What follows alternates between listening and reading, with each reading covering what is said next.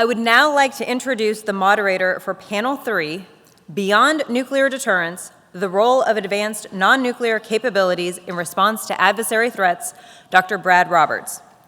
Dr. Roberts is currently the director of the Center for Global Security Research at Lawrence Livermore National Laboratory. He has served as director of the Center for Global Security Research at Lawrence Livermore National Lab since 2015. From 2009 to 2013, he was Deputy Assistant Secretary of Defense for Nuclear and Missile Defense Policy. In this role, he served as the policy director of the Obama administration's Nuclear Posture Review and Ballistic Missile Defense Review and led their implementation. Prior to entering government service, Dr. Roberts was a research fellow at the Institute for Defense Analysis and the Center for Strategic and International Studies, editor of the Washington Quarterly, and an adjunct professor at George Washington University. Before leaving the office of the Secretary of Defense in 2013 and assuming his current responsibilities, Dr. Roberts was a consulting professor at Stanford University and William Perry Fellow at the Center for International Security and Cooperation. Please help me welcome Dr. Roberts and our panelists.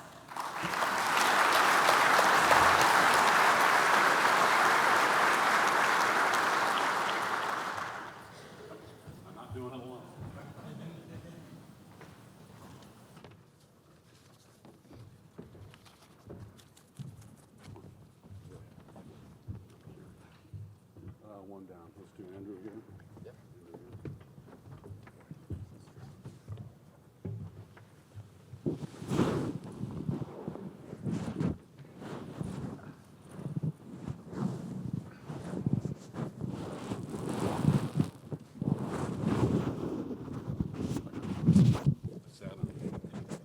Makes it hard to find. Good morning, everyone. Let me add my thanks to the group thanks to General Cotton and to the command for putting this together for our community every year. This is a very important dialogue and clearly gaining even more momentum, which is a good thing, except it's a sorry reflection on the times in which we live. Our topic today, we have a simple question. What's the role of non-nuclear capabilities in strategic deterrence? This is also an old question, and it's a question that we as a country have answered in various ways over the nuclear era. I find it useful to think of three different periods in the development of U.S. deterrence strategy: 1.0, 2.0, and 3.0, just to keep it simple. 1.0 was deterrence as practiced during the Cold War. 2.0 is deterrence as practiced during the unipolar moment from 1991 until 2014 or so. And since 2014 and Ash Carter's call for a new playbook, we've been at work on 3.0, trying to figure out what 3.0 should be. Latest incarnation, integrated deterrence. In 1.0, the answer to the question of what role would non-nuclear capabilities have in strategic deterrence was very straightforward: no role. In part because the technology of that time was ill-suited to the project, but missile defenses were essentially ruled out with the Anti-Ballistic Missile Treaty, and non-nuclear strategic strike was resisted by the U.S. for various reasons for decades. In 2.0, the answer changed because our focus changed. The focus of our deterrence strategy was no longer Russia and China, or Russia or the Soviet Union, but it was rogue states. It was Saddam with WMD and long-range missiles, and the emerging threat from North Korea. For this problem, we wanted to put the emphasis on non-nuclear strategic capabilities. The emergence of this problem was what created our national almost full consensus, bipartisan agreement for national missile defense. And ever since, we've been engaged in the project of trying to stay ahead of the emerging missile threat from rogue states in terms of our homeland missile defense posture. We also saw a role that we hadn't seen before for theater missile defense, dealing with the intermediate and shorter range missiles of adversaries of all stripe, rogue states, and major powers. In this period, and we also sought conventional prompt global strike, CPGS, and the Conventional Trident Modification Program, on the argument that this was good for deterrence because the threat to employ a non-nuclear weapon was going to seem more credible to our adversaries and our allies than the threat to begin a conflict with a nuclear strike on a rogue state. So a very different answer. This answer in Deterrence 2.0 was informed by 3 judgments. The first was the judgment that non-nuclear capabilities were a complement but not a substitute for nuclear deterrence. And there was a balance to be struck and a clear continuing role for nuclear weapons. The second judgment was that we could pursue this non-nuclear strategic posture without seriously jeopardizing strategic stability with Russia and China. Yes, they might see a need to adapt their postures to ensure that their forces remained credible in their eyes, but an actual threat to strategic stability would not arise from the posture that we imagined creating in Deterrence 2.0.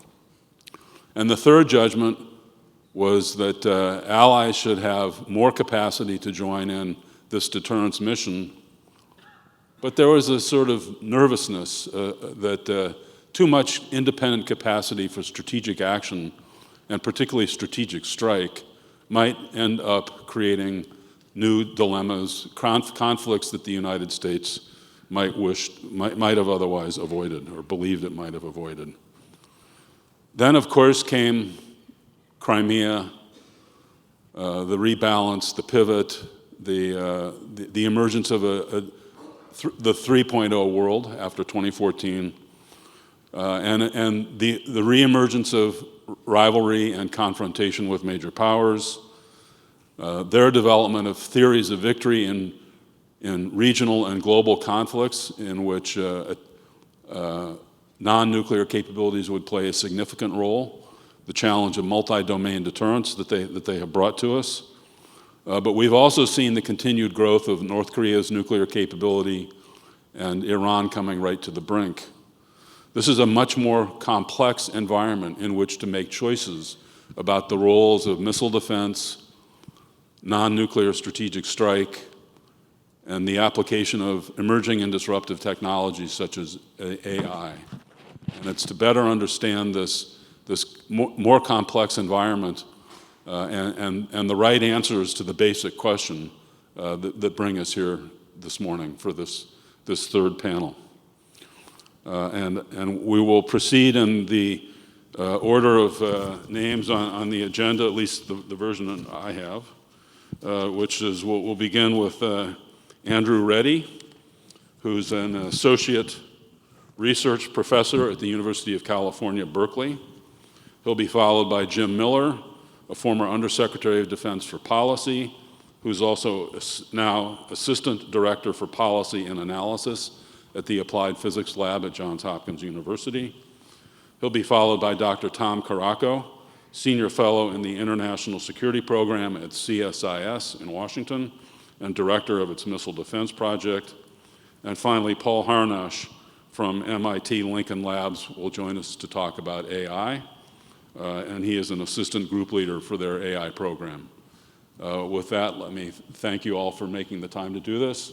Let me remind everybody, 5 to 8 minutes. We've got a lot of speakers. We've got a lot of people who'd like to join the conversation, so please keep it concise. Andrew, over to you. Perfect. Thanks so much, Brad, and thank you, General Cotton. It's a privilege to be back here at STRATCOM. I believe this is my 4th time, so it's great to be here. So as Brad mentioned, we've been asked to speak on the impact to deterrence of advances in non-nuclear capabilities. But before I talk about emerging technologies, I try to foot stomp that we have lots of problems in the non-sexy topics too.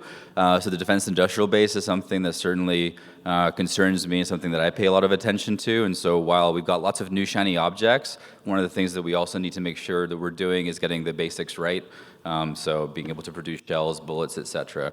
And so, I say that as a warning every single time that I'm asked to speak on emerging tech. So what are we concerned about? I mean, ultimately, we're concerned about impacts of new technologies deployed either by Red or by ourselves or by both that are ultimately impacting strategic stability, strategic instability. So what does that mean, right? We're worried about impacts to first strike stability, crisis stability, and arms racing behavior. Arms racing behavior, of course, is something that we already see. So we've already kind of passed the Rubicon, whether we're talking about arms races in AI or obviously the nuclearization that we've talked about throughout this conference thus far. I'll speak on kind of three technology areas, if you will. So first of all, military AI integration, and then we'll talk a little bit about situational awareness technologies in the ISR space, and then finally space. So with regards to AI, I'm often asked, are we facing a revolution or an evolution? And as I think a lot of you will know in the audience, it's really more of an evolution. We've already deployed a lot of these tools in various different contexts. And generally, we've deployed tools where we're comfortable with the various different types of failure modes. So predictive logistics, predictive maintenance, right? Ultimately, if I get my maintainers and material, right, 3 days spaced apart, I'm going to get yelled at by my boss, but ultimately nobody's going to actually be a casualty in war from that particular type of use case. Deploying various different types of autonomous assets for ISR purposes, and then also for kinetic applications. We've already gone there. What's a little bit new is the various ways in which we're thinking about decision support applications, where we've got human-machine teaming and the things that we want to have humans in the loop for, on the loop for, or allowed out of the loop for. And ultimately what it boils down to are the degrees to which you want the three things that you're really buying with AI systems. So first of all, speed. I think that's fairly self-explanatory, right? There's no need to get this warm, squishy person in the middle of the system giving me lots of data, lots of insight, and then the decision. And then efficiency insofar as, oftentimes we silo, let's take intelligence for an example, we silo signals intelligence, image intelligence, human intelligence into our various different institutions and then operators. Now we've got models that can actually want to combine and fuse all those data sets together and give us greater insight that no human operator could potentially derive. So efficiency. And then finally, emergent properties. So the degree to which we want our systems to provide us with kind of new insights, new strategies, new types of doctrines that we might not have arrived at by ourselves. And so obviously the AlphaGo story is informative here. So DeepMind, right, trained a model to play a game Go that's been around for 3,000 years, and all of a sudden we saw vastly different strategies. And so if you want to buy those emergent properties, of course you're giving up explainability in terms of how you're getting that model insight being derived, but it could be useful to you in these contexts. A very brief aside on AlphaGo, by the way. One of the reasons that it had new strategies was that it was programmed in a way that's very different for you and I. So I'm a war game designer as well. And if you're like me, when you play a game, you're not trying to win a game 51-49. You're trying to cream your opponent. AlphaGo was trained to win 51-49. So that explains some of the bizarre behavior that we saw in that context. But if you're trying to get those three things and want those three things, that's where you're going to be starting to deploy some of these systems. And of course, we start to have some worries about that. I think that the TLDR video that the Future of Life Institute put out kind of explains where some of that worry lies, so specifically automation bias. So I have a decision support tool that's telling me what to do right every 30 seconds, and I'm either clicking yes or clicking no. So technically I've got a human in the loop, but ultimately that human's not exercising meaningful control over that system. And so really the ways in which you want to try to kind of safeguard or create principles around applications of AI in this space, it needs to be more than just what's written down. It actually needs to come in practice as well. And so, of course, that particular video has the problem of ultimately there is no training data that you could possibly use to get to that problem set, right? Ultimately, as a lot of you are war fighters, you're making decisions to escalate or de-escalate. Fortunately or unfortunately, right? Fortunately for the world, unfortunately for the model generators, there is no data to use, right? In the academic sphere, we've got correlates of war or the MIDS data set that are coded by my undergraduate students and graduate students. I don't feel particularly good about making escalatory decisions based on those models. Alternatively, you might want to use one of our war games. Well, right, on the basis of a war game, do you want to make decisions about escalation or de-escalation at the very high rungs of the escalation ladder, right? Ultimately, that data is synthetic and it has a time and a place, but again, I don't think you want to be making decisions on the basis of those types of assets. And so, of course, you have concerns about these new technologies yielding crisis stability risks. And so, there's a lot of work that needs to be done to kind of unpack that, and really one of the challenges that we have is that we're kind of building the plane as it's in the sky, but I think that we'll get there, and there are places where this technology has a clear place, and then places where we probably don't want to use them. But as we adjudicate that, we should be adjudicating it on the basis of use cases, not on whether the core technology is good, bad, or harmful. So that's the AI bucket. On the ISR side, we've seen rapid advances in both sensor technology and the platforms that they're deployed on. So a lot of work in our labs focuses on the use of synthetic aperture radar and effectively getting real-time information at fairly decent granularity all across the globe. And that really does change things. And ultimately, we have to think about how we want to deal with that rise in transparency and its potential impacts on first strike stability. Indeed, one read of what some of our adversaries are doing in this space is based on our deployment of various different new types of ISR assets. And of course, I'm not a massive fan of this oceans becoming transparent argument, but it is the case that in some geographical contexts, the combinations of hydrophones, fairly shallow water, and potential advances in UUVs that we might see in the next 5 to 10 years will mean that, in specific geographical places, we'll have pretty good situational awareness under the water. And indeed, all of those various different harsh environments, whether it be space or deep ocean, are becoming increasingly transparent to us. On the space side, of course, right, microsatellites, Starlink's in the news, right, the various different companies from Capella to Planet are really increasing the amount of coverage that we have to use for all sorts of applications, but obviously including military ones, which brings me to space and counter space and counter space technologies. In the news, obviously, there's the in-orbit, nuclear-tipped anti-satellite. I think I had that right. Russian proliferation. We had a little bit of a conversation about FOBs as well, but also the various different types of, again, potentially less sexy but no less meaningful tools like directed energy capabilities, co-orbital assets, direct descent, anti-satellite weapons. All of them are designed to address effectively an asymmetrical vulnerability that we have given our reliance on space systems that our adversaries do not share. Indeed, the answer to a Russian eventual deployment of this in-orbit, nuclear-tipped anti-satellite capability is not for the U.S. to do the same. It's the U.S. to figure out how we want to offset that particular capability. And a little less prominent, but mentioned by Director Budil in her lunchtime keynote yesterday, we don't have a good sense of what's actually up there. Our space situational awareness capabilities are not where they probably ought to be. And to remedy that, of course, you have players like the national labs playing an important role, but also a lot of startup companies as well. And so I'll close by saying, 800 is a wonderful number, General Cotton. Next year, maybe 1,000 with some of those startup companies as well, who are increasingly important in this space across these various different domains, really driving the technology forward that ultimately we'll all have to figure out how to deploy appropriately and responsibly. Thanks. Thanks, Andrew. Jim. Great. First of all, thanks to General Cotton and to STRATCOM for hosting this symposium. I'm very, very pleased to join my distinguished colleagues on this panel. And I want to start by saying I'm speaking only for myself, not for Johns Hopkins University, the Applied Physics Laboratory, or any other organizations with which I have a past, present, or future relationship. I want to start by just reaffirming what a number of speakers said yesterday, and that is that we are in the most challenging security environment since World War II, more challenging than the Cold War. I won't reiterate all the elements of it, but just to hit the highlights or lowlights or key points.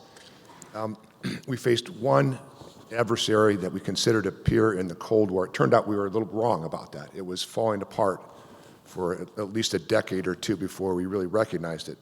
But now we face two, one of which does have the appearance, China, of being able to compete economically as well as in the military sphere.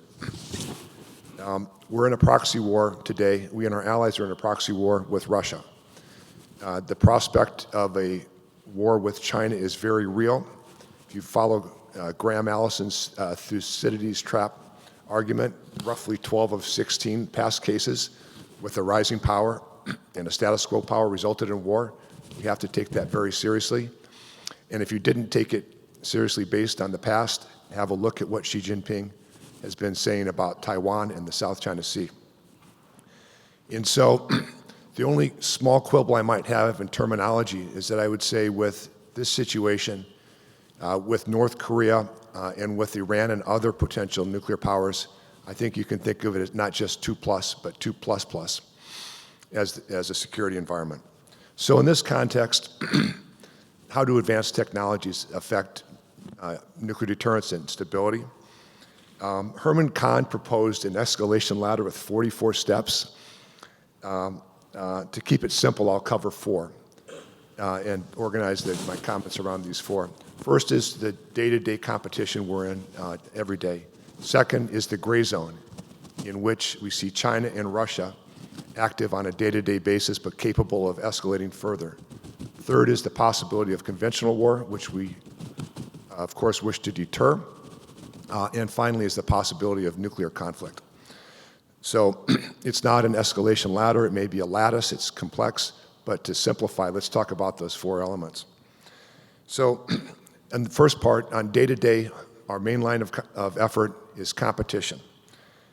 China and Russia do not want war, let alone nuclear war. But they see the U.S. and our allies and partners as existential threats to the world that they would like to create. They would like to create a world safe for autocratic governments. They'd like to create a world in which they can dominate their neighbors and not just undermine, but reshape the rules-based order that the United States and our allies and partners have worked on since the end of World War II. Xi Jinping wants to return China to what he views as its rightful place at the top of the international order. Both have rejected the possibility of being members of the rules-based order, something that we repeatedly offered, 2 attempted resets with Russia, multiple years of looking the other way, decades of looking the other way, while China stole intellectual property from the United States and our allies and partners. So they've made their choice, and we need to understand that they are in a competition, and we should see ourselves in a competition as well. My view is that democracies, open markets, free trade, and the innovation associated with that, and the human freedom associated with that is a better model of government and a better model of innovation than totalitarianism or authoritarianism. I don't think I need to convince too many people in the room of that. I think as we look forward in time, we need to look forward to this competition, and to the degree that what we do with China and Russia may involve some cooperation on global issues, that's great, but we need to understand that they see it as a competition. They are explicitly trying to undermine our countries and the international system that helps our countries, and indeed their countries, in many ways succeed. Okay, so let's go on to the gray zone. 2 related technologies play a big role in the gray zone, and we see that today, and that's the technologies associated with cyberspace and the emerging technologies, including AI-enabled disinformation. We are beset every day by cyber intrusions and increasingly by disinformation. And the disinformation comes internally as well as externally. Ranges from the theft of intellectual property, as I noted, to penetration of our critical infrastructure, potentially to penetration of our military systems. We are mostly on defense in the gray zone, but we need to hit back as well. And we need to hit back in ways that are consistent with our values, that keep our alliances and partnerships strong. But if we're not pushing back, and particularly in cyberspace, on the intrusions and attacks that occur to us, we are implicitly allowing this as the new normal. And we are the frog in the pot. And so we've begun to push back more, including protecting our elections. And we need to do this. And as we do so, we need to understand that although the risk of escalation is relatively low, it's real, and that the risk of escalation is a two-way street. We face the risk, China and Russia face the risk also. Now, third, on the positive side, these new technologies offer real possibilities to strengthen our conventional deterrent. The U.S. and our allies and partners we have the resources, we have the human capital, and we better have the will to leverage these technologies to boost our cyber, space, missile defense, long-range strike, and autonomous capabilities.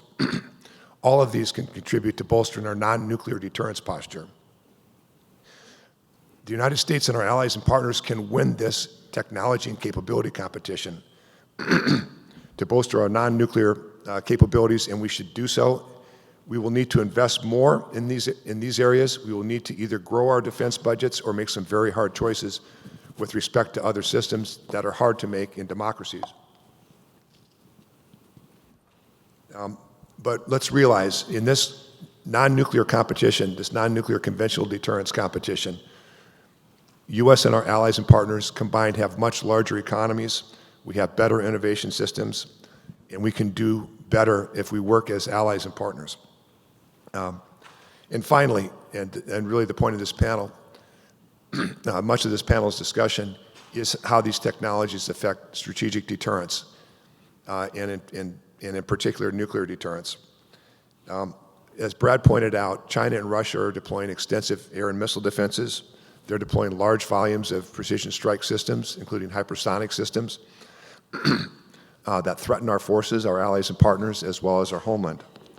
The rise of AI and autonomous systems are likely to change the character, if not the nature, of warfare. And AI-enabled deepfakes are going to be more and more of a problem from peacetime up through crisis and conflict. So I want to really emphasize two other areas where China and Russia have very strong incentives to go in all the way, and that is in cyberspace and outer space, because they are aiming to counter the U.S. and allied way of war that relies on exquisite information, precision-guided munitions, and rapid decision-making. So they may target, as they undertake cyber and space actions, they may target our nuclear systems intentionally or inadvertently. And I just want to highlight that as we work on these issues and as we work to boost our cyber and space resilience, first, that U.S. Strategic Command is leading in this area. General Cotton, thank you to you and your team for doing so. A lot is underway, a lot of work to be done in boosting the cyber resilience of our nuclear command, control, and communications, of our nuclear systems, as well as other long-range strike systems. And this is an ongoing challenge because the technology to go after our systems in cyberspace and the systems relying on outer space will continue to advance. For those who are inclined to look for an easy button, there is no easy button. If you think making nuclear threats over intrusions into cyberspace or outer space is credible, I want you to sort of envision yourself walking into the President of the United States and saying to the President, you want the United States to start a nuclear war because of some fried computers and dead robots in outer space. That's going to be a tough sell. So resilience is going to be fundamental. There's good work underway, and it's vitally important that we continue that work. Let me just conclude just very quickly by saying we're in intense competition with Russia and China that each of them sees for different reasons as existential. Their incentives to push hard in the gray zone, including through cyberspace, are very strong. Cyberspace provides an express elevator from day-to-day to gray zone to conventional to nuclear. There's the possibility of actions taken in a day-to-day competition or in gray zone impacting elsewhere. We can and we must bolster our conventional deterrence posture at the same time that we bolster the cyber and space resilience and penetration capabilities of our nuclear deterrence systems. All of this is expensive, but if you think deterrence is expensive and having stable, strong deterrence is expensive, consider the alternative of armed conflict with a major power or with two major powers with nuclear weapons. Thank you. Thank you, Jim. We'll skip down to Tom Karako. Well, thank you, Brad, and thanks to STRATCOM. So, I have to thank the governor for his remarks. I think it's great to have politicians who have shoveled manure and whose first encounter with a brown Carhartt jacket isn't the campaign trail. I also raised pigs and cows, and I have to say I was confused, because when I heard you had a swine consultancy service, it sounded like something on K Street. Well, look, what Jim just said there in terms of this is the most dangerous period, the National Defense Strategy Commission just said the same thing. But I got to say, If that's the case, we're not acting like it. And the whole point about it's expensive, the FRA, that's sequestration light, and that is absolutely, we've got to get past that or we're just not going to be serious. I think the non-nuclear strategic attack framing is incredibly important. I'm really glad that this is on the schedule here today. I am struck by the number of 4-stars and senior leaders that I encounter who still see and hear strategic attack as synonymous with big nuclear attack on CONUS with ICBMs. And this is one of the reasons for, I think, about 10 years I've been pounding my spoon on the high chair, talking about that, yes, this is a new nuclear age, but it is also a new missile age in the sense that it is the diversity and the proliferation of PGMs that is making this non-nuclear strategic attack such a big problem. If Guam goes away, if Okinawa goes away, if some carriers go away without any radiation being released, that is very much a strategic event. And so changing that framing, I think, is absolutely critical. And that is why the missile defeat paradigm is also so critical. And I know that in the missile defense world, there are those that see the missile defeat paradigm as a threat to missile defense, as a reason not to do missile defense. And I will say there are plenty of folks for whom that is true, and use it as a bludgeon to go buy more Tomahawks or JASSMs, which of course we need. But I would say that it is and has to be the salvation of that effort, because it is just such a complex air and missile threat spectrum out there. It has to be seen as comprehensive. One of the other reasons that this is so critical, this non-nuclear framing, I credit Frank Miller, who's been saying it for years, that we don't just want to deter nuclear war with Russia, we want to deter a war with Russia.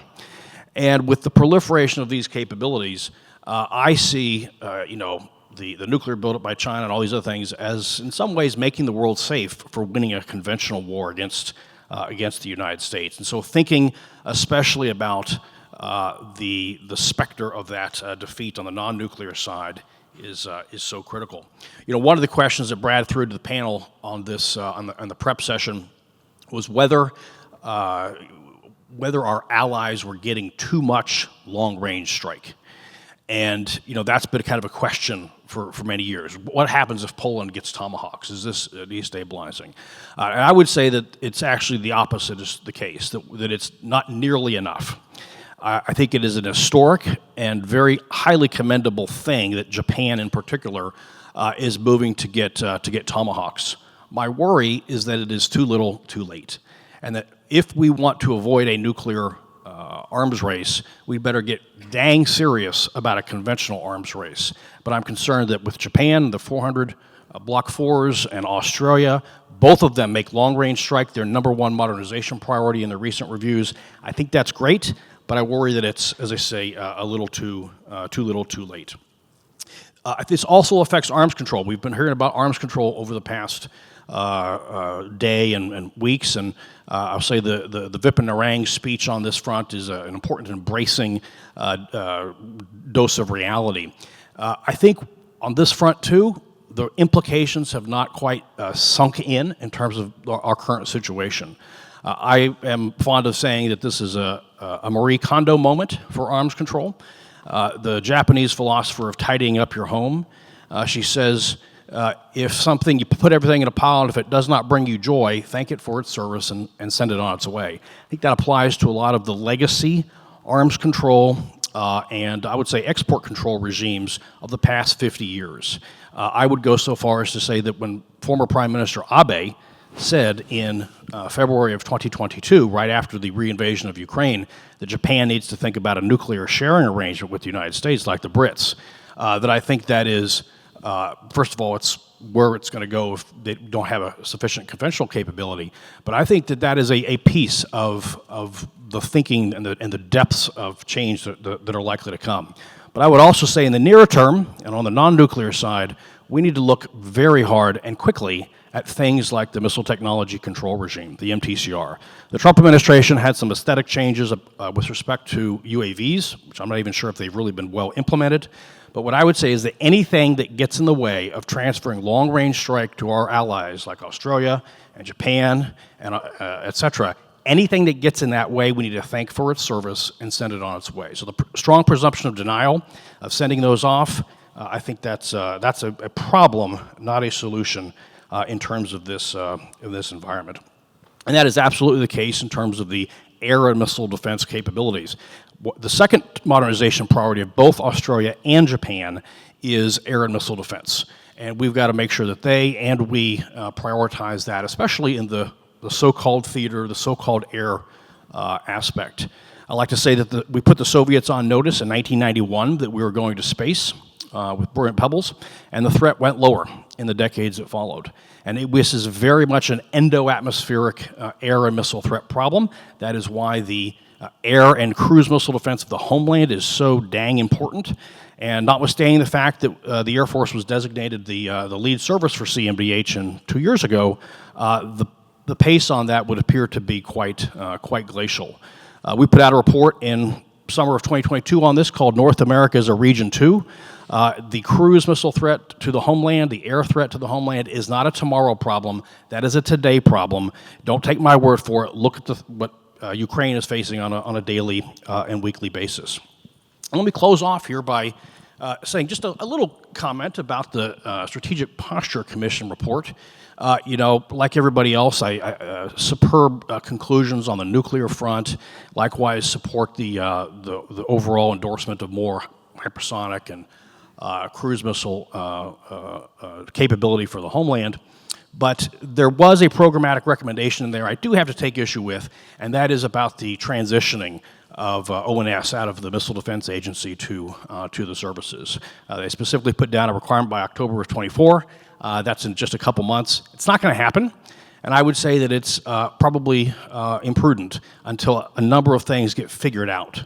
There is, for instance, C2BMC operations that would probably qualify as ONS.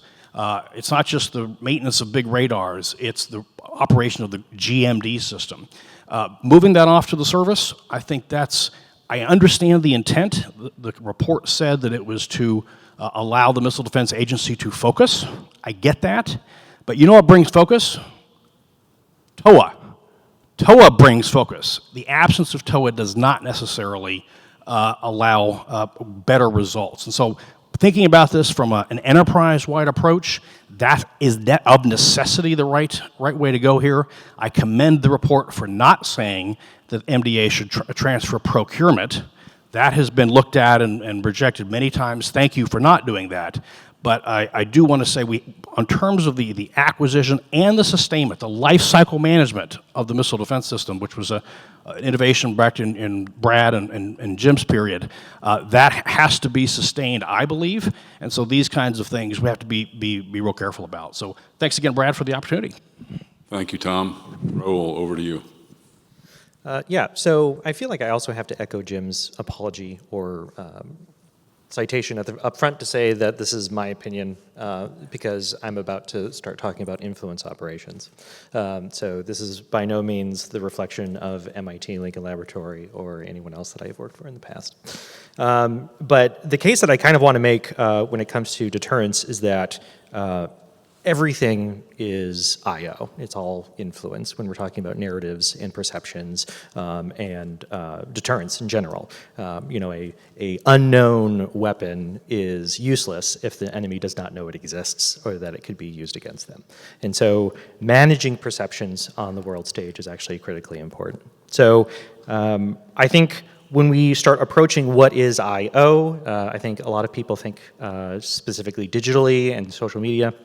And this is true. This is a prolific area that our adversaries are using in the space, are actively participating in this space to the tune of, a lot of money in the operations, for operations in the information environment specifically. I hate to say, but Iran, Russia, and China are actually spending more money in the OIE than we are. And China is actually spending an order of magnitude more than we are. And so when we think about these things, it's worth noting that these perceptions and this management of perceptions is something that the United States needs to actively do. And I think when it comes to this, I think everyone is more comfortable calling it strategic communications rather than influence operations. But if you want to call it strategic communications, that is also something that's worthwhile to do. And former Defense Secretary Robert Gates basically said as much, that the United States needs to revigorate and reinvest in its strategic comms capabilities in order to maintain sort of this United States message to the world. If we are not bringing the message to the audience, the only message that they'll hear is that of the adversaries. And so I wanted to iterate that at least. And so it's with that I kind of want to say that soft power does have a place in the deterrence realm or at the deterrence table, and we should probably think about that long and hard and what that might look like. But this doesn't necessarily just mean in the digital landscape and social media. This also talks about the gray zone, as Jim was also mentioning. Everything that the United States does on the global stage is influence. And if it's humanitarian aid, if it's disaster relief, if it's a community relations project with somebody with boots on the ground painting a school, those are all influence to trying to win the hearts and minds of others. And with that's why I also want to really foot stomp on allies and partners being incredibly important in this space.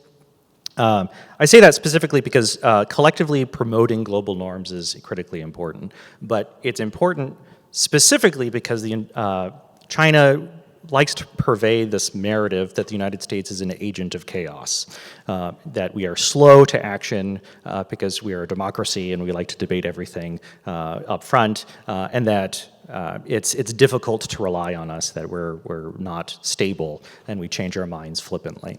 And so if allies and partners also believe that we are a stabilizing force in the world, and we are actively doing the work to show that we are a stabilizing force in the world, that flies in the face of any narrative that tries to sow discord between us and our allies, as well as trying to convince the world that we are not who we say we are. But also more powerfully, I think if the allies and partners also believe that they are actively contributing to the stability of the world as well, that also is a powerful message of unity. Just wanted to say that as well. And also it makes us more resilient. It makes the world more resilient to these types of disinformation attacks or erosion of social norms. With regards to a strategic communications capability, like I said, we should just bring the message to those that can't hear it. And I think one of the reasons why I also really wanted to harp on this I/O part is because the threshold is even lower than that of cyber. And I think that's why our adversaries like to use this. And so, again, any message is better than no message at all.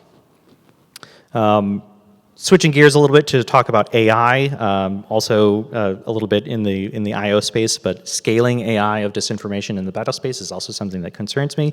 But when we're talking about engaging in strategic comms and sort of bringing that message, if we're proliferating truth, transparency, and common values, those are the types of messages that we want to get out first and foremost. And so if we think about the employment of AI to also promulgate these types of messages at scale, just as the adversaries are doing this with disinformation, I think that also gives us some sort of a tactical advantage, especially in dealing with foreign malign influence.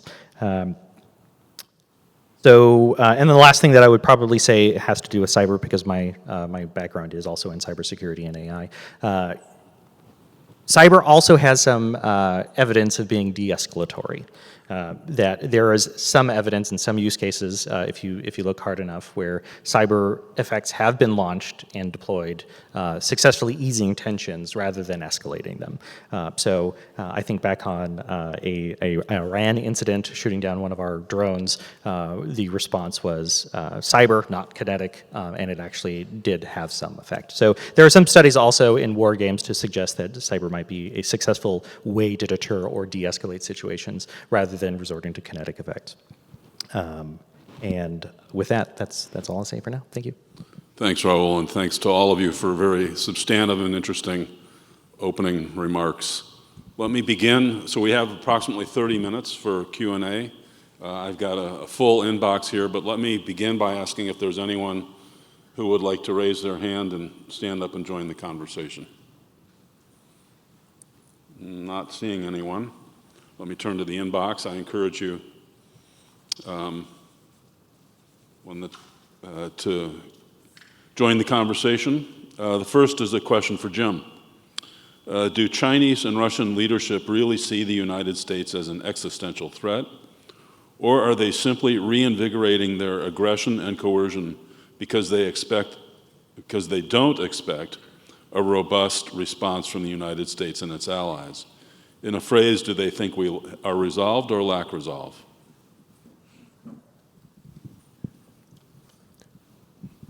When I talk about China and Russia, I'm talking specifically about Xi Jinping and Vladimir Putin and their leadership cadres, not about the Russian people, not about the Chinese people.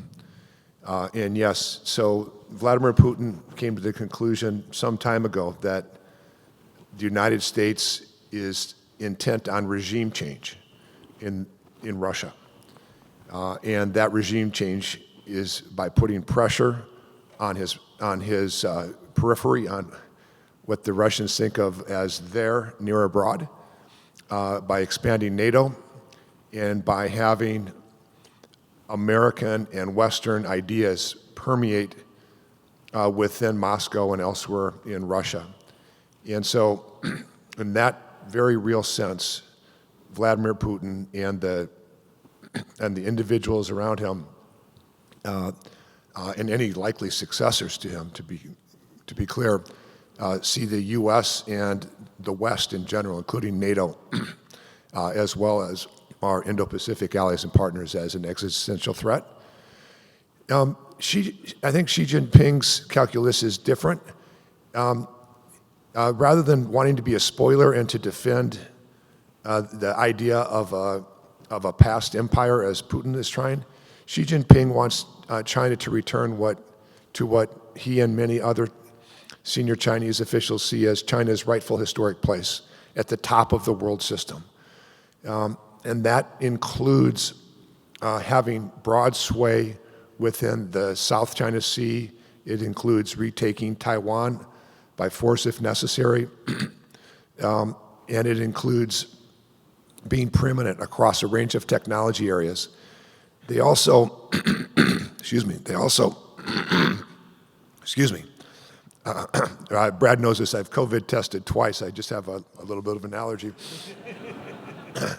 So I'm testing negative and thinking positively here. But for China, there is a vision of where China needs to go. And it involves changing the international system.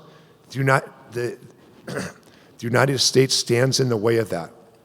And so in that sense, in a different sense than for Vladimir Putin, the U.S. is an existential threat. If we sustain our alliance and partnership structure, if we grow our economies, it leaves less room for authoritarian and totalitarian states. And I fundamentally do believe that a place where Putin and Xi Jinping agree is that they wish to make the world safe for authoritarian leaders. Thank you. Next up, a question about the integration of hypersonic and AI-driven cyber operations into deterrence strategy.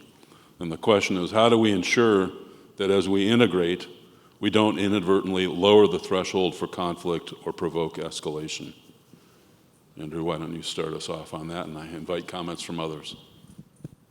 Yeah, so I think we're still, so there are obviously you can use AI tools to drive cyber offense, and you can also use the same tools to drive cyber defense, and ultimately the cybersecurity community hasn't really come down on one side or the other with regards to which is more dangerous or more likely to succeed. Obviously, I think there's a lot of hope that some of these tools will drive more on the defensive side rather than create the opportunities for offense. Although I will say the attack surface for cyber attacks is significant, and that's the major challenge that we have here. In terms of hypersonics, I mean, ultimately, the combination of some of the sensor and platform suites that I talked about with hypersonic capabilities, I think that those are the types of things that really do change the calculus when red deploys them, when blue deploys them, and when both parties deploy them. And ultimately what's happening there is you're driving down the amount of decision time that policymakers will have, either in red or in blue, and then you've got, right, effects on strategic stability that you may or may not want. Ultimately, a lot of what we do is try to increase the time horizons for decision makers and our policymakers to say, this is what I want to do.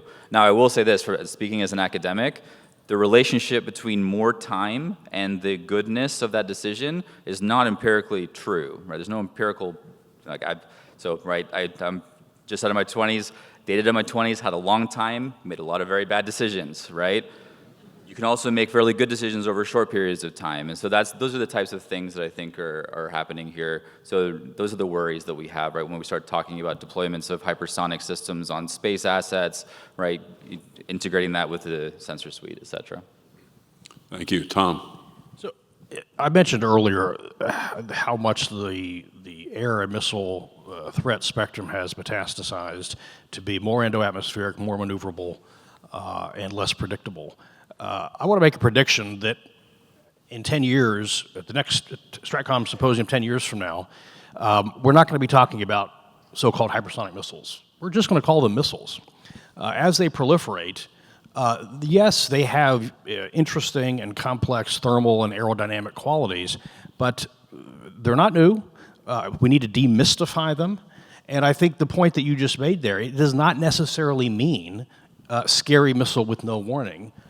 In a qualitative or quantitative different way. So I think we need to demystify the hypersonic missile category. I think of them, notwithstanding things like the Avangard, I think of them as primarily a better cruise missile, less predictable and things like that. So I would just put that out there. We need to, yes, they have extraordinarily and desirable qualities. I'm all for that. But I think we need to be a little less scared of them as destabilizing.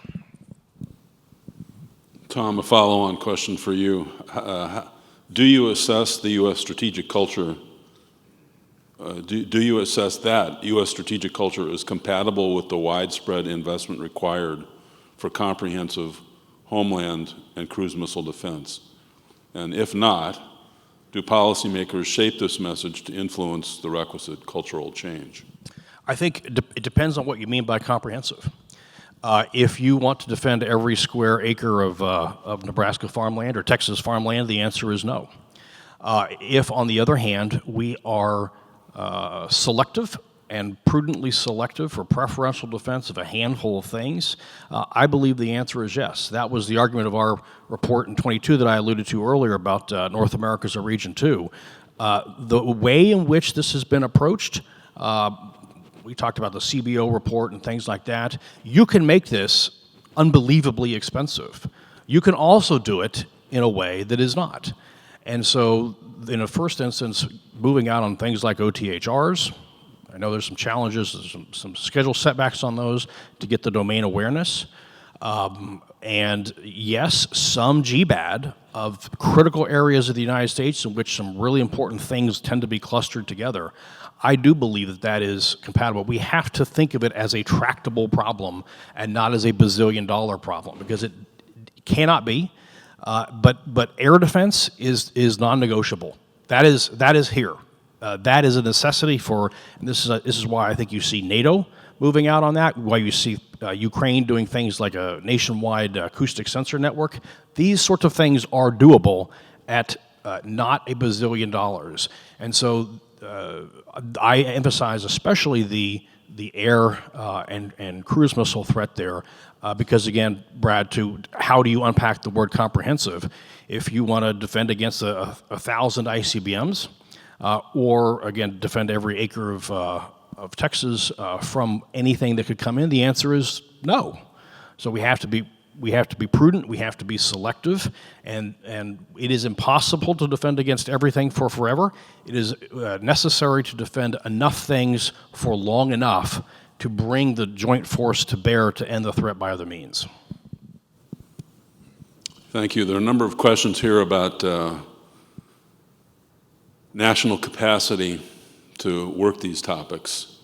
Andrew, there's a question to you about whether the program you run includes people who have military experience who can talk directly to the military and operational context. There's a general question about whether STEM education in America is up to the task that we've talked about. And there's also a question about how well China's doing in exploiting good American STEM education for its own purposes. Comments? Yeah, so I mean, we're very fortunate being at Berkeley to work very closely with both Livermore National Lab and also the Defense Innovation Unit on a lot of these issues. To give you a concrete example, one of the other things that's happening in the AI space is that it opens up new places to perform open source intelligence. So we ended up finding a Chinese data set on the equivalent of GitHub that was from a project that was joint PLA with a Chinese university. And it was a data set that was designed to classify US Arleigh Burke destroyers. And what we did was we took that data set and reverse engineered the types of models we think that the Chinese might be able to be deploying on computer vision side. And as you can well imagine, the first phone calls were right to our colleagues across DoD and the intelligence community on those types of questions. The other thing that we track fairly closely with that with those partners are the integrations of Gen AI tools that kind of came up in the conversation yesterday, and so. We have a big debate in the Valley around open models versus closed models. So the differences between, for example, Meta's Llama models versus OpenAI's ChatGPT or Google's Gemini. And one of the challenges that the government faced is that you can't take the closed models from Microsoft OpenAI and deploy them in government networks because your prompts are all going to go get fed back into the master model, right? And so if you're working on classified, that's just not going to work. So in the last few months, we actually have FedRAMP approval for the deployment of some of those closed models in government. But what was happening before was that various different government agencies were lifting an instance of an open source model and bringing it into the government networks. And what that means is that adversaries can also pick up that same model, understand all the training data that lies behind it, all the model weights that are inside of it, and subsequently, that's where you drive up the potential for data poisoning risk. And that's something that does worry me. As we rely more on these tools, if adversaries understand them, they might be able to manipulate them such that we no longer trust those models. And ultimately, data poisoning operates on the basis of a liar's dividend. So your adversary doesn't even have to be doing finicky things, right, in terms of the use of your model in order for you not to trust it. And if we're going to fuse all of our data streams together and make it hard to unpack those data streams, then we have a problem. And so those are kind of two areas where we work very closely with defense in this context from our perch at Berkeley. Thank you. Brad, if I could just add 2 quick points. One is that the U.S. does have a lot of work to do on STEM education. We're doing somewhat better. We need to turn the dial up further. And there is some early evidence from organizations like the Khan Academy that AI can play a useful role, including generative AI agents serving as tutors for individuals to help us bootstrap. And point 2 is it's not just a question of the U.S., it's a question of the U.S. and our allies and partners. Combined, we have both the GDP and the human capital necessary to really lift our capabilities and capacities. And to do that effectively, I just want to foot stomp something Tom said, we need to knock down the barriers that we have in sharing information because of our export control regime. We've begun to do that in AUKUS, we've begun to do it elsewhere. We have a lot of work to do in that space to encourage sharing information and working on defense-relevant technologies with our allies and partners. Thank you. There are a number of questions that relate this discussion back to the first discussion yesterday, norms and world order. In these new domains, we've had the aspiration to build norms and enforce norms. How's that going? Raul, would you like to start us on that one? Yes, I've solved world hunger. No, so there's some interesting work related to this. I'm actually thinking about Dr. Stacey Elmer Yarbrough. Her thesis work on resilient institutions is highly relevant. So The basis of it is that if you're looking at normative or empirical expectations or norms, just in general, that when those are undermined, the institutions in which they sit on top of, or should I say, the institutions that they are holding up, are also eroded.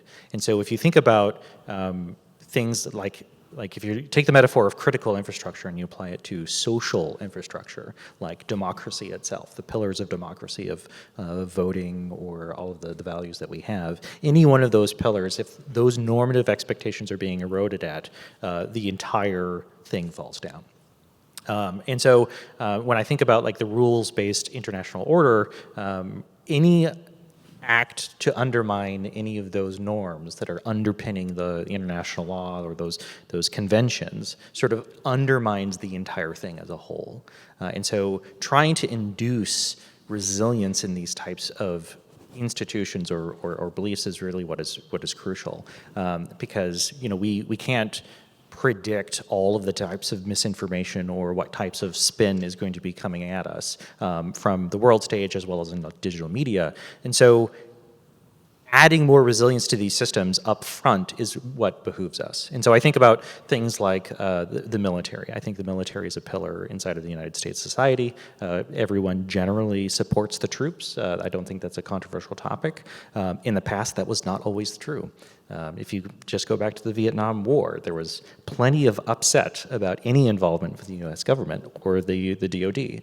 And I see some of this sort of happening again, resurfacing, especially with the Middle East conflict between Israel and Palestine, especially when I think about like TikTok and some of the evidence to suggest that TikTok sort of anomalies, I'll use in heavy quotes, co-align with CCP geopolitical strategy, and so when you see these types of sentiments sort of come boiling up, this is something that is sort of a direct attack on what we hold as a societal norm, and I think that this translates to the world stage as well through allies and partners. Thanks. I think everybody wants to comment. Andrew, then Tom, then Jim. Just very quickly, I'll be the Berkeley in the room. I'm quietly optimistic, actually, in the emerging tech space. Whilst obviously our efforts to re-engage on nuclear arms control discussions has fallen flat, there are lots of conversations in the areas around AI military integration. Mallory mentioned the Multilateral Fora, the political declaration, the AI Safety Summit that the United Kingdom's been hosting, and that actually includes the Chinese. And so there's lots of those conversations happening at track 1. And then at track 2, right, AI lab to AI lab, there's various efforts, and lots of efforts that Brad and others support to kind of make sure that track 1.5 and track 2 relationship remains strong on those areas. And so emerging technologies, at least specifically in AI, really do offer an opportunity to keep the conversation going. Although I will say it's very likely to take the form of non-binding, certainly won't be a treaty, right? More confidence-building measure type arrangements, but it's better than stopping the conversation altogether. The phrase liberal international order or rules-based international order gets a lot of heat these days. I think especially from certain quarters on the right. And I think to some extent that's justified. It's kind of connected with quote-unquote Wilsonianism or idealism or something like that.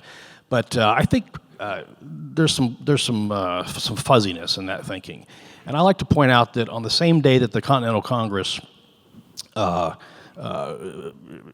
passed a resolution saying, hey, go write the Declaration of Independence, they also passed a resolution delegating some delegates to go negotiate abroad with potential friends to help us out. And they did so by authorizing what they called the model treaty. If you can get other people to agree to this model treaty, these terms, we'll agree in advance to ratify it. And you look at that, and Jim, you talked about kind of the free trade and things like that. We take that for granted, but when Britain ruled the high seas, their interpretation of the law of the sea was a little more like China and less like what we take for granted today. And a lot of that kind of began to be ratified literally in the early 20th century with the Hague Conventions and the like. But I think the degree to which it has been principles of democratic and really going back to the very beginning, democratic order that have gone back to the American founding, I think is not sufficiently appreciated. So I think it's important to not give up on that stuff. At the same time as I'm doing the Marie Kondo thing and say, hey, we got to question even things like NPT, and not just MTCR and things like that. Anything that gets in the way, as INF went away, as these other things go away, I'll be fun and say I think we need to withdraw from Hague Convention number 14, which prohibits us from delivering ordnance by lighter-than-air aircraft. I think we need to be able to do that from balloons if we want to. But I think so. There's a lot of goodness there, even if we have to question a lot of the things that are so-called norms and accepted theologies. 3 quick points building directly on Tom's excellent point. First is that norms are essential in a democratic society to gain public support for our activities. They're also essential from an ethical perspective, but even if you didn't accept that, to gain public support, and they're essential in building coalitions to ensure that our allies and partners share the view that what we are planning to do and what we are doing is appropriate. Second, norms and rules of the road typically lag technology development, sometimes very substantially. It doesn't mean that we should stop shooting at the duck, so to speak. We can undertake war games and other exercises to try to anticipate a bit where things are headed and to do better, but we need to be patient and stick with it. And the third is that norms that don't have consequences are just yakety yak, to use a technical term. And so, for example, if we have a norm associated with no cyber intrusions of a particular type, then we need to think about how to impose costs on those who conduct those intrusions, including theft of intellectual property. We need to do so with an eye to the first consideration, which is that as a democracy, we need to be reasonable and be seen as reasonable by our public and by our allies and our partners. Thank you. Well, let me take the conversation in a different direction. Non-nuclear strategic deterrence. Who's in charge? Who should be in charge? What's STRATCOM's role? Jim? Brad, as you know, in our current system, for non-nuclear strategic deterrence, in effect, the regional combatant commands are in charge. EUCOM with respect to Russia, INDOPACOM with respect to China. STRATCOM plays a fundamentally important supporting role in that context. Now, if your next question or the obvious next question is, well, didn't we just agree as a group yesterday that any conflict with Russia or China may well involve the other? And even if it did not, and the second party was waiting in the wings, it would likely be a global conflict involving cyberspace, outer space, and all regions of the world? And the answer is yes. In our current system, the regional combatant commander, EUCOM for Russia, INDOPACOM for China, would still have the lead, but it would mean that the orchestration across all combatant commands would be and is of fundamental importance, and strategic command not just for nuclear weapons, but for both thinking systematically about deterrence and coercion and providing other capabilities, including non-nuclear capabilities. And ultimately, we do need to move towards a more effective posture of integrated deterrence, and that means not just integration across the Department of Defense, but a whole of government and ultimately whole of nation effort, and of fundamental importance, as we've talked about several times today, working with our allies and partners. In that sense, the President is in charge, the National Security Advisor, and the processes that we have that support the National Security Council system for crisis management are of fundamental importance. Is there work to be done on that score within the department and the nation? Yes. Raul, a question for you. To what extent should the U.S. be engaged in its own active disinformation campaigns to achieve strategic effects? Or should it be purely in the defensive mode focused on truth-telling? There's a lot of research and evidence to suggest that a democracy that engages in its own lies dies. That's not to say that we can't leverage our own I/O capabilities against the adversaries to achieve specific effects. What it is to say, though, is that we should not be peddling in propaganda specifically. Because the lessons that we can learn from propaganda generally are that those who purvey it tend to start believing it and falling for it. You could see this in Nazi Germany very, very clearly, and it wasn't until there was a massive cognitive dissonance where when Berlin was being bombed that the public started disbelieving the quote unquote Ministry of Truth. So there's this problematic idea that if you want to succeed as a democracy, we cannot be ingesting our own lies if we were to be quote unquote lying.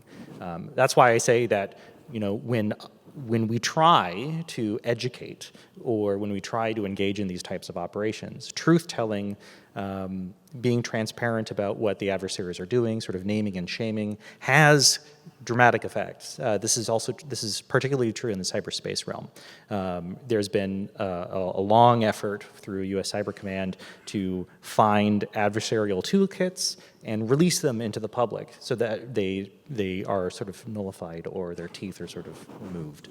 And so I think there's a lot of things that we could be doing in this space to sort of name and shame our adversaries specifically, to call them out, to say, this is what you're doing. And some of it is quite ugly, and some of it has also been classified, so there's another conversation that we have to do. But there's a lot of action that can be done without having to engage in misinformation specifically. So I wanted to hammer that out first. So yeah.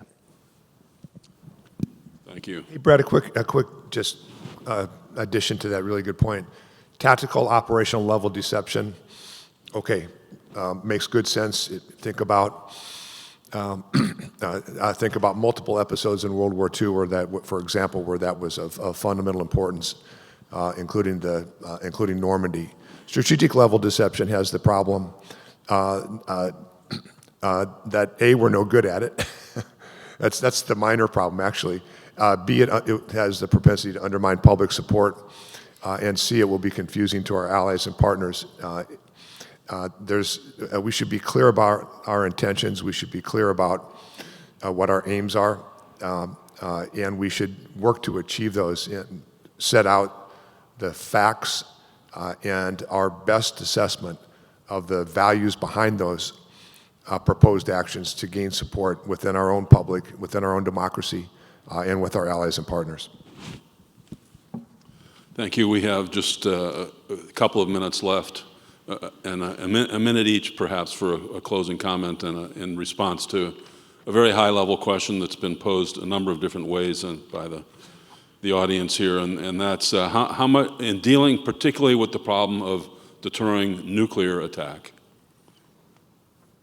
how much bang for the buck can we get out of non-nuclear strategic tools? A lot or a little? And let me just work down the line here briefly. I mean, a lot, because ultimately I think a lot of these technologies are knitted together, whether we, acknowledge that or not, particularly when you start to include NC3 as a core part of the triad. Thank you. Jim? Nuclear weapons play a unique role in our security strategy and in the world, and conventional weapons or non-nuclear weapons will never fully offset that or compensate for that. And that is appropriate and good, and we need to think about where there are clear fire breaks and understand that Reagan and Gorbachev were right when they said a nuclear war can never be won and must never be fought. Given that, however, non-nuclear systems have a fundamental role of raising the capacity that we bring to bear with our allies and partners to deter without the direct use of nuclear weapons, with nuclear weapons in the background.